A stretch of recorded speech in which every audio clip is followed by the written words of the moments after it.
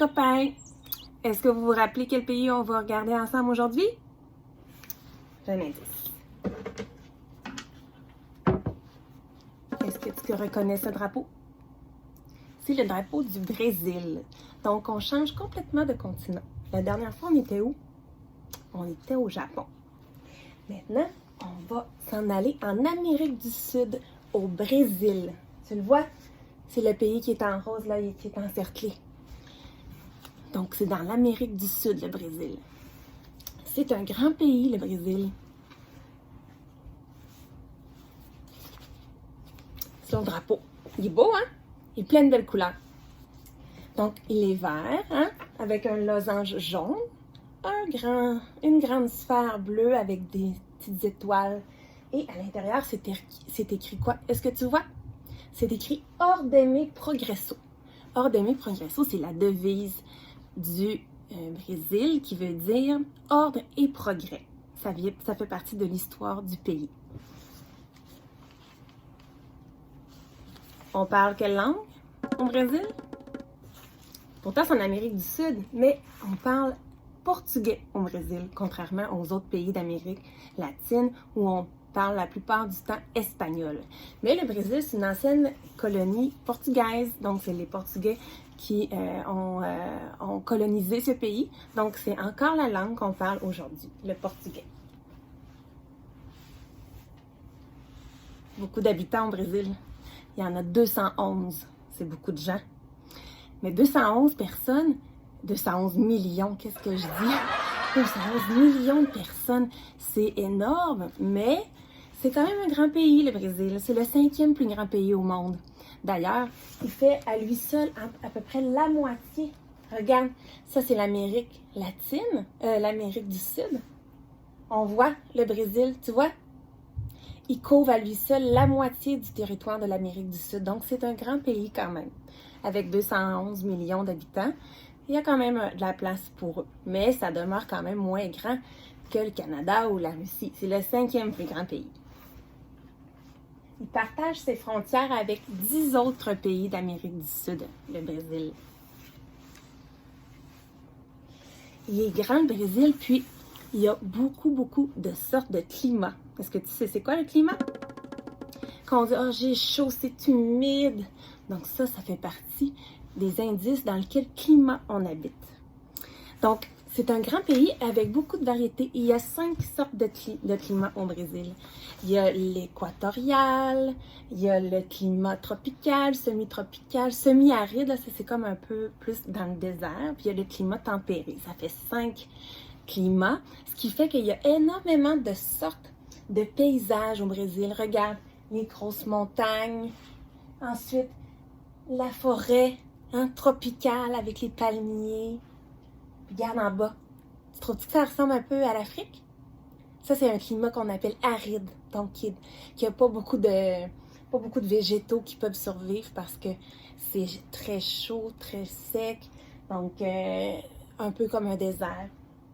Il y a des plages aussi, on va en reparler un petit peu plus tard, beaucoup de plages. Puis, il y a les villes un peu plus dans le centre qui ont un climat tempéré, qui pourrait ressembler à des climats qui se trouvent ailleurs, comme en Europe ou des fois au Canada l'été.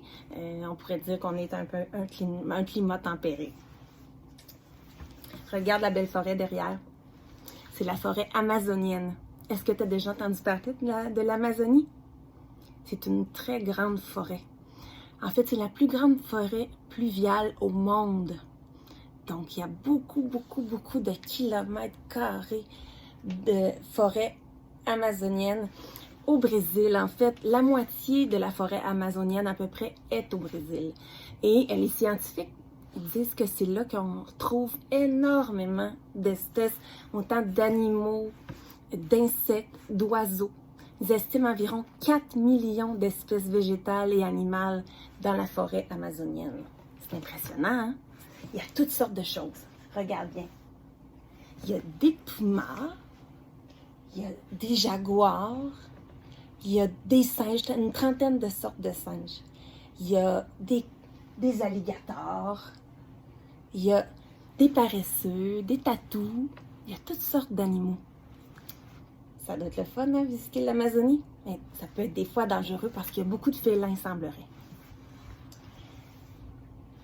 Est-ce que tu connais cet animal? Moi, je ne le connaissais pas avant de le découvrir. Ça s'appelle le capybaras. Regarde. C'est un très gros rongeur. Il pourrait un peu ressembler à peut-être un peu un mélange de cochon d'Inde, de castor. Peut-être même un peu le visage d'un écureuil, hein? Qu'est-ce que tu en penses? Mais c'est un très gros rongeur aquatique, donc qui nage. Il peut peser jusqu'à 66 kilos. Ça, c'est lourd, là.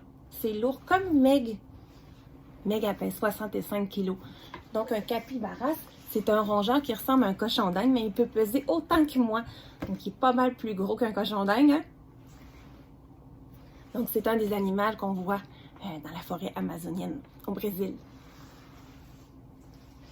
Je disais tout à l'heure qu'il y avait énormément de sortes d'oiseaux aussi. Ils disent qu'il y en a à peu près 1400 espèces au Brésil. C'est un des pays qui a le plus de sortes d'espèces d'oiseaux. Regarde les belles couleurs. Il y en a de toutes les couleurs. Est-ce que tu reconnais, lui? C'est un toucan. C'est beau, hein, cet oiseau-là, avec le grand bec tout coloré. Il y a aussi 70 000 espèces d'insectes au Brésil. Regarde. Là, j'en ai mis seulement 2 images, mais on peut s'imaginer toutes sortes de choses. Des plus beaux insectes, ou peut-être moins beaux qu'on aime moins. En tout cas, qu'on ne veut pas trop voir proche de nous, mais ça demeure que ça fait partie de l'écosystème. Les insectes, ils sont très, très, très utiles hein, pour polliniser les fleurs. Donc, ils font partie de l'écosystème. Et puis, la forêt amazonienne, ben, il y a tellement d'espèces qu'ils ont besoin d'insectes. Le Brésil, c'est un des plus grands producteurs. En fait, c'est le producteur le plus important pour beaucoup de choses. La canne à sucre, est-ce que tu connais ça? J'ai déjà goûté, moi. En fait, c'est avec ça qu'on fait du sucre. Mais quand on le cueille, c'est comme des gros bâtons. Un peu comme du bambou.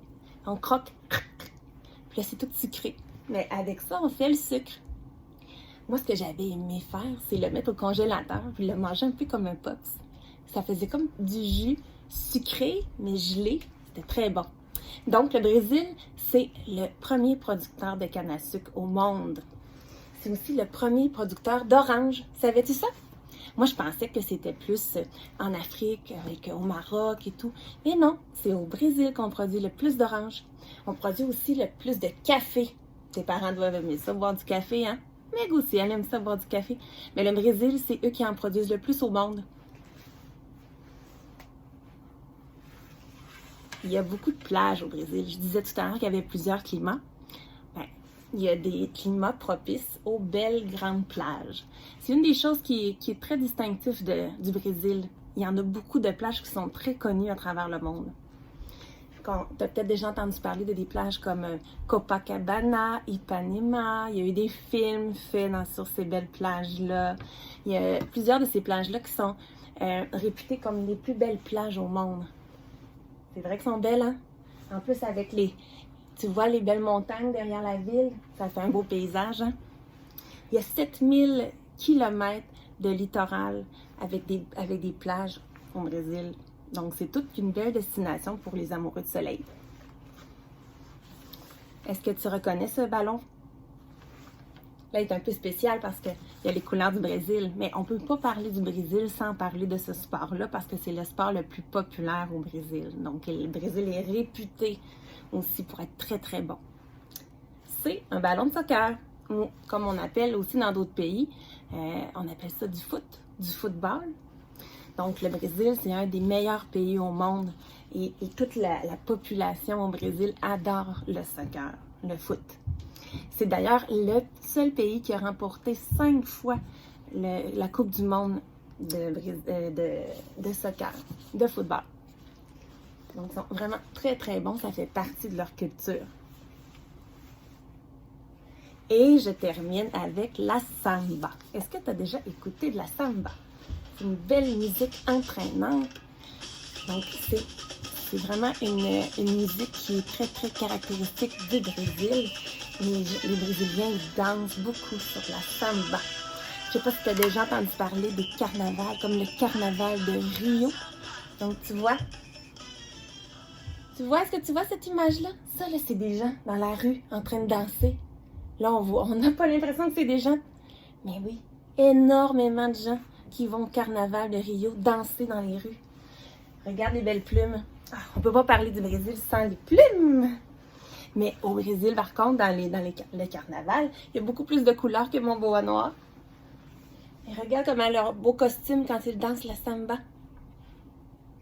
C'est vraiment très, très festif, le Brésil.